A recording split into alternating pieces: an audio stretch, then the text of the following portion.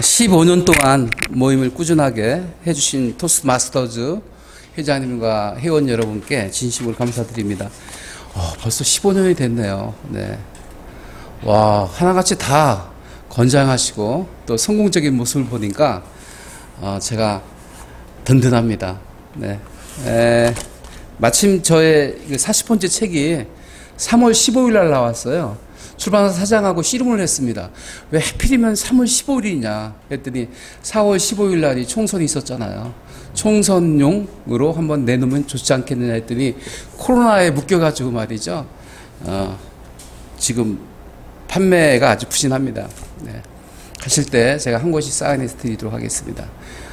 사람들 앞에서 당당하게 말하기란 책인데 여러분들은 이 수준을 넘으셨잖아요.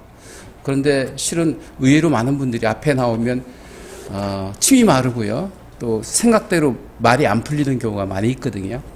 오늘도 오전에 김우영 작가라고 대전에서 꽤나 유명하신 작가분이 계시거든요. 식사하면서 차 타고 오는데 작가가 저한테 묻는 질문이 있어요. 어떻게 하면 말을 잘하죠? 그러더라고요. 그래서 시를 쓰시고 계시잖아요. 시 쓰는 것처럼 시어는 압축되어 있는데 압축하는 것입니다. 내용을 압축해서 키워드를 뽑아내면 그 키워드가 시스템 속에서 이게 육화되거든요. 그래서 내 것으로 이렇게 새롭게 부화가 될 수 있는 거예요. 그럴 때 그걸 내놨을 때 폭발력을 갖게 한다. 그래서 스피치란 압축해서 푸는 과정이다는 얘기입니다. 저는 명강사 과정은 지금 운영하고 있는데 지금 4기 강좌가 시행이 되고 있습니다. 근데 그 명강사 과정은 나중에 책을 쓰는 거거든요. 그런데 자기 인생을 쭉 이렇게 반추해 볼 수 있도록 프로그램이 구성되어 있어요. 그래서 아주 옛날 옛적 이야기부터 시작을 해서 첫사랑, 첫 경험, 인생의 터닝 포인트 시점은 언제인가, 그리고 앞으로 미래는 어떻게 살아갈 것인가, 뭐 이런 것들을 쭉 이야기하다 보면 새로운 나를 발견하게 되거든요. 그래서 말은 정말 대단한 위력을 가지고 있다. 각인력, 견인력, 성취력, 치유력, 창조력 5가지 힘을 가지고 있거든요. 어떤 힘을 가지고 있다고요? 말한 대로 각인이 됩니다. 그렇잖아요. 옛날에 중학교 때 단어 암기하다 보면 되뇌였습니다. 송혜교. 어떤 제 강의를 듣던 청년이 가운데 앉아가지고 송혜교를 계속 반복하는 거예요. 아마 그 청년은 송혜교와 결혼했을 겁니다. 10,000번을 되뇌이면 내 것이 되니까요. 말이 잦아지면 행동이 나오게 돼 있고 행동이 잦아지면 그 일이 성취가 되는 것이죠. 여러분들은 15년 동안 갈고 닦아서 이렇게 카이스트에서 멋있게 프리젠테이션을 할 수 있는 것입니다. 그리고 더 중요한 것은 치유력. 말을 하다 보면 내 마음이 정화가 돼요. 그리고 말한 대로 세상이 열립니다. 창조력을 가지고 있습니다. 성경에도 첫 소절이 뭐예요? 하나님께서 말로 세상을 빚었잖아요. 그처럼 말은 대단한 위력을 갖고 있는 것입니다. 그래서 말을 하다 보면 깨닫게 되고 말을 하다 보면 새로운 것을 발견하게 되는 것이죠. 그래서 그런 스피치의 힘을 가지고 저는 여지껏 30여 년 동안 변함없이 이곳을 지키고 있습니다. 그런데 쭉 지켰는데 여러분들이 이렇게 찾아오실 줄은 꿈에도 몰랐죠. 정말 반갑습니다. 네, 어떻게 하면 말을 잘할 수 있을까? 마인드맵 여러분 아시잖아요. 사랑이라는 단어를 퐁당 떠치면 그 사랑으로 파생되는 단어가 많이 나오죠. 그죠? 행복도 나오고요. 사랑을 하게 되면 어떻게 되나요? 갈등도 생길 수 있어요. 반대로. 그죠? 또 사랑을 하게 되면 세상이 아름다워질 수도 있어요. 그럼 지금 3개의 키워드가 나온 거예요. 네, 행복, 갈등, 그 다음에 아름다움. 그리고 이 3 단어가 또 다시 파생될 수 있잖아요. 이렇게 꼬리에 꼬리를 물고 로드맵을 하면 나중에는 하나의 큰 줄기를 만들 수 있게 되는 것이다. 그 줄기를 풀어가는 과정이 말을 잘하는 방법이다. 그래서 이제 저는 스피치를 할 때 3가지로 구성이 되거든요. 스피치에는 크게 3가지밖에 없습니다. 어느 날 갑자기 15년 전에 문득 생각나는 게 그래 스피치를 쪼개면 3개밖에 안 나와. 그래가지고 쓴 책이 당신도 화술의 달인 될 수 있다는 책을 썼거든요. 스피치의 3대 구성 요소가 기억이 나실지 모르겠습니다만 what, how, looks입니다. what to say, 뭘 말할 것인가가 가장 중요해요. 저는 컨텐츠가 확실하면 스킬은 아무 필요가 없다 생각합니다. 극단적인 예가 스티븐 호킹 박사입니다. 스티븐 호킹 박사는 온 근육이 마비돼서 오로지 움직일 수 있는 것은 손끝하고 눈동자밖에 없었거든요. 그런데 벌써 스티븐 호킹 박사가 방한한 지가 얼마나 됐습니까? 한 20년 전의 일 거예요. 그때 무수한 사람이 운집을 했습니다. 전달 능력이 전혀 없었어요. 네, 이 손가락으로 마우스를 움직여서 음성 변조에 의해서 강연을 했는데도 많은 사람이 몰려들었던 것은 스티븐 호킹 박사의 그 우주에 관한 정보와 지식을 그만큼 아는 사람이 많이 없잖아요. 블랙홀, 그때 한참 블랙홀이 도대체 무엇인가 관심을 갖기 시작했었죠. 그래서 컨텐츠가 확실하면 문제될 게 아무것도 없다. 그런데 스피치뿐이겠습니까? 여러분들이 하시는 일도 컨텐츠가 확실하면 대박 날 수밖에 없는 거예요. 그래서 우리가 스피치를 잘하는 방법이나 인생을 잘 사는 방법이나 똑같다.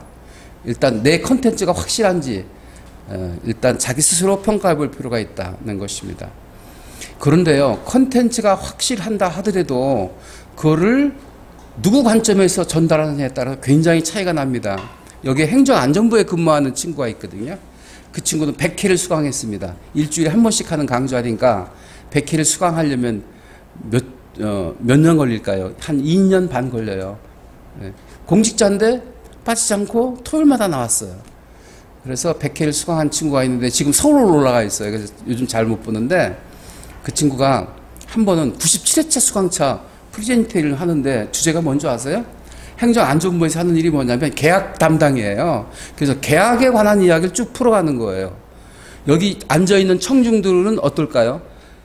네, 행정안전부에서 계약하는 업무를 듣고 싶어 할까요? 듣고 싶어 하지 않을까요? 별로 관심이 없거든요. 그런데 왜 저걸 할까는 것이었습니다. 그래서 내가 피드백을 마지막에 하잖아요. 할 때 오늘 정말 미안하지만 최악의 스피치를 했습니다. 97회차 수강자한테 최악의 스피치를 했습니다. 그 전에는 너무너무 잘해서 매일마다 칭찬해 줬거든요. 근데 97회차는 완전히 망가진 거죠. 왜요? 자기 중심에서 저걸 풀어갔거든요. 그래서 제가 제안을 했습니다. 다음 주에 나오는데 똑같은 주제로 하되 관점을 바꿔라. 어떻게 바꿀까? 듣고 있는 사람들 입장에서 계약에 관한 이야기를 하라. 여러분들이 세상을 살아가노라면 이런저런 계약을 하게 될 텐데 이럴 때는 이렇게 하고 저럴 때는 저렇게 한다. 주의사항은 무엇이고 우리가 고려해야 될 사항은 무엇이다. 이런 것들을 쭉 하면 고객의 입장에서 정보를 전달받는 거잖아요. 그래서 고객 입장에서 유익한 말이 되도록 하라. 관점만 바꿨을 뿐이거든요. 그래서 what to say, 뭘 말할 것인가. 그 다음에 how to say거든요. 어떻게 전달할 것인가. 고객 입장에서 전달하라는 것입니다. 제가 며칠 전에 택시를 탔는데 택시가 가다 말고 막 움직이더라고요. 그러더니 냅다 막 택시 기사가 욕을 퍼붓는 거예요. 저 새끼 말이야, 정신이 있는 거야 없는 거야. 봤더니 버스가 막 대도 이렇게 차선을 바꾸려고 하는데 택시가 이제 거기에 움찔해가지고 방어운전을 한 거죠. 그래서 흔들렸거든요. 막 욕을 퍼붓더라고요. 욕을 얼마나 하는지요. 뒤에 앉아있는 내가 민망할 정도였어요. 화가 풀렸는지 열심히 씩씩대면서 가더라고요. 여러분들이 운전기사였다면 어떻게 했겠습니까? 고객한테, 승객한테 사과를 해야 될 거 아니겠습니까? 놀라셨죠, 고객님? 차가 끼어드는 바람에 제가 실수를 했습니다. 가는 곳까지 안전하게 모시겠습니다. 편히 가십시오. 이렇게 말했더라면 기사는 아주 베스트 아니겠습니까? 그 뭐죠? 고객 관점에서 바꾸주면 되는 거거든요. 스피치는 고객 관점이어야 됩니다. 여러분 연애 처음에 할 때는 상대 중심적이 되잖아요. 그리고 결혼하면서 그 중심이 바뀌는 경우가 왕왕 있습니다. 특히 김영기 우리 지점장님은 내가 잘 알아요. 사모님을 하늘 받듯이 받는 분이시라 애처간지 공처간지는 여러분들이 평가하시면 되겠습니다. 저는 애처가라고 생각을 해요. 절대 저분이 공처가 아닙니다. 저분이 등록하실 때 부인하고 대동했어요. 15년 전에. 그래가지고 부인 허락을 받고 여기 원서를 쓰신 분입니다. 그것까지 제가 기억이 아주 생생합니다. 그런데요, 부인이 얼마나 자상한지요. 남편을 잘 이렇게 뒤에서 보필해주고 뒤에서 뒷바라지 해준 덕에 지점장까지 간 거 아니겠습니까? 본인이 잘나서 지점장 되겠다고 생각하시면 큰 오산입니다. 부인 덕입니다. 여러분, 항상 우리 이 시대에 살아가는 우리 현대인들은 반드시 관점을 바꿔야 됩니다. 셀리와 앤 실험이 있거든요. 유명한 실험입니다. 셀리와 앤이 같은 조그만 방에 이제 있었거든요. 근데 셀리와 앤 앞에 여기는 A 상자, 여기는 B 상자, 상자가 있었어요. 근데 셀리가 좋아하는 인형을 A 상자에 넣어놨어요. 그리고 셀리가 밖으로 잠깐 나갔거든요. 방 안에 혼자 있던 앤이 심심하니까 A 상자에 있던 인형을 B 상자로 옮겨놨어요. 조금 있다가 셀리가 들어왔거든요. 앤은 셀리가 인형이 A 상자에 있다고 생각할까요? B 상자에 있다고 생각할까요?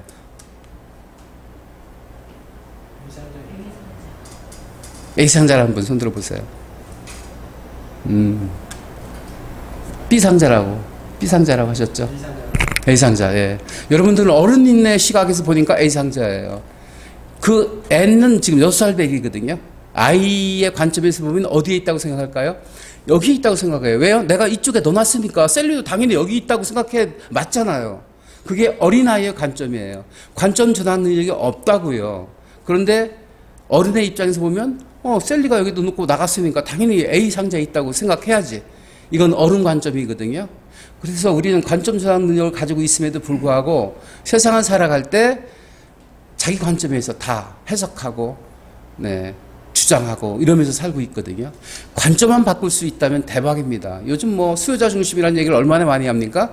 말만 그러지요. 막상 맞닥뜨리면 내 이익부터 챙기고 내 주장부터 하려고 하고 내가 설득하려고 하거든요. 설득하려고 하면 할수록 상대는 마음의 문을 닫게 마련인 것이거든요. 설득하려 하지 말고 어떻게 하게 돼요? 스스로 설득하게끔 하는 것이 바로 설득의 기술입니다. 그러려고 하면 상대 입장에서 툭툭 질문을 던지면 3파 질문법이라고 하잖아요. 그래서 첫 번째, 컨텐츠가 확실하면 대박이고요. 그 다음 두 번째, 관점을 바꿀 수 있으면 또 대박이다는 것입니다. 그 다음에 what, how, looks 세 가지라고 했잖아요. looks는 뭘까?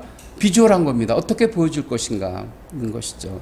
여러분들이 대중 앞에 쓰면 어떻게 하죠? 향수도 뿌리시고 구강도 이렇게 정갈하게 하시고 또 옷도 정갈하게 입죠. 왜요? 상대한테 잘 보여야 되니까. 혼자 있을 때는 덜 챙기시잖아요. 그렇죠, 여러분? 집에 가보세요. 줄 달린 꼬주쟁이 바지 입고 화장은 절대 하지 않습니다. 나갈 때만 화장합니다. 안에 있는 사람한테 잘 보여야 되는데요. 그걸 가끔 잃어버려요, 여성들은. 밖에 나갈 때만 화장하는 걸로 알고 있는데요. 안에 있는 남편한테 잘 보여야 되는 것이죠. 네.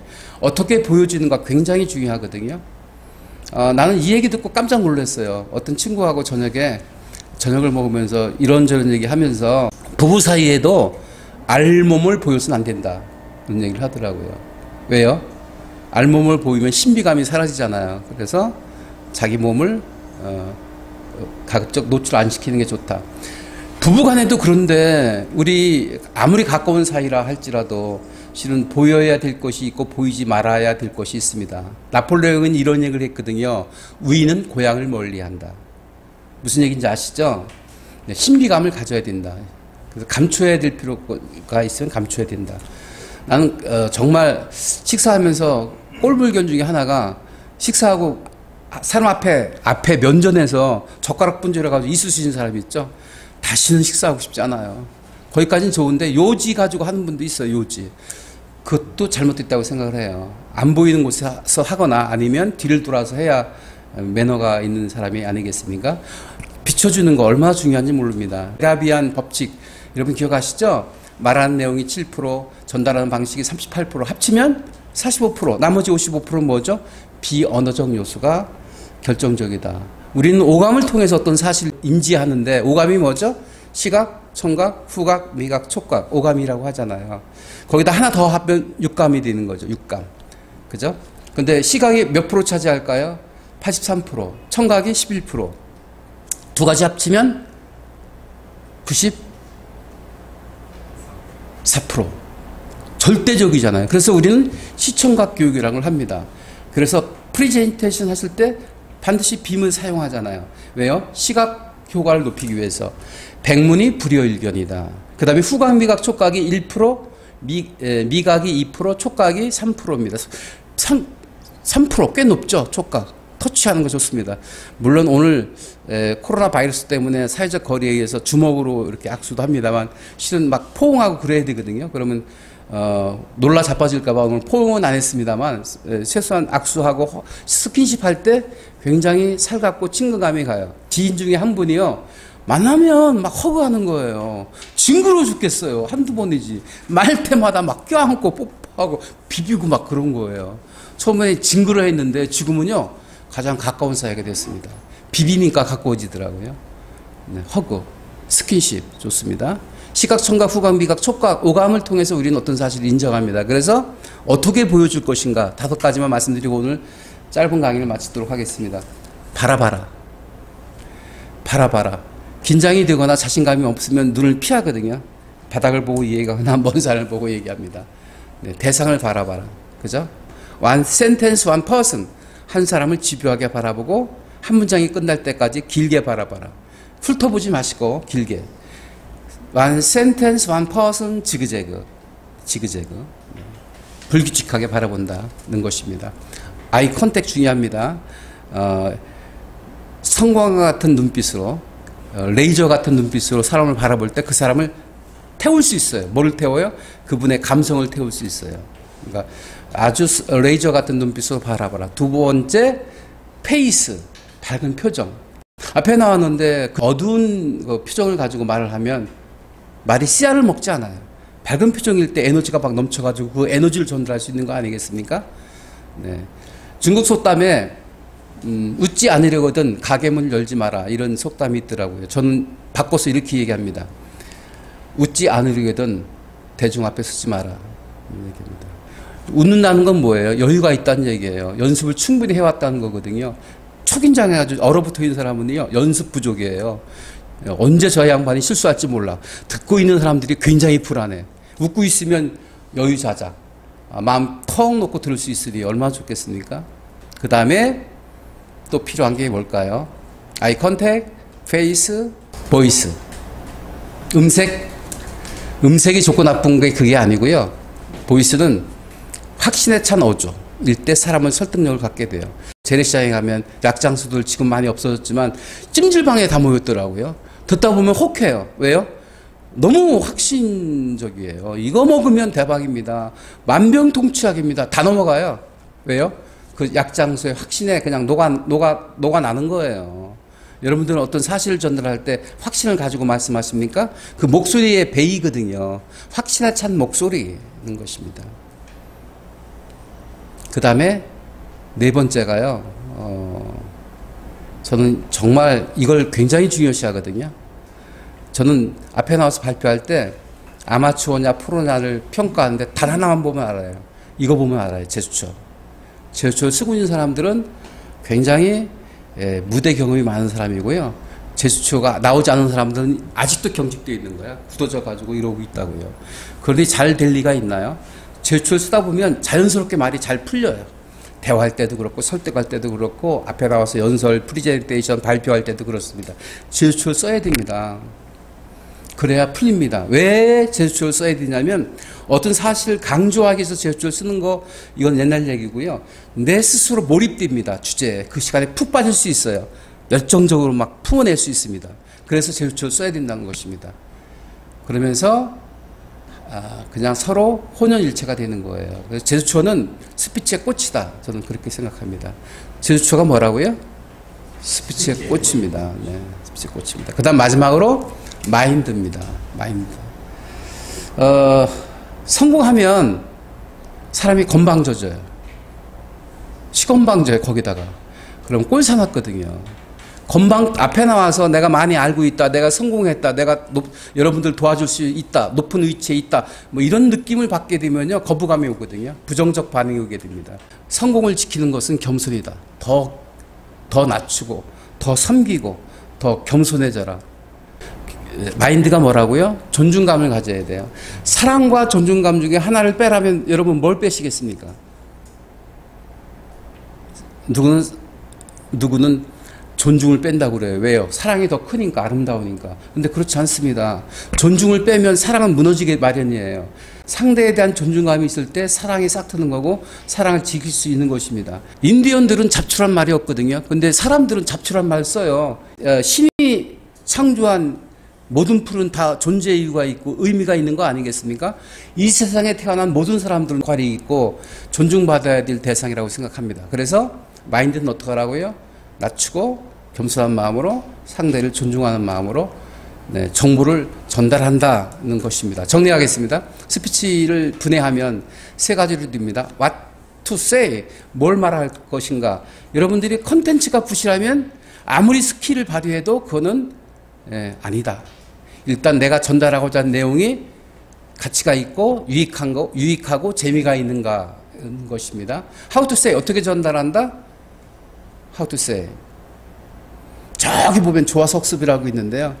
아침조자, 꽃타자, 저석자, 줄습자입니다. 아침에 떨어진 꽃잎일지라도 그 꽃잎의 아름다움과 향기가 묻어있다면 저녁까지 음미하다가 쓸어버린 줄 어떠리.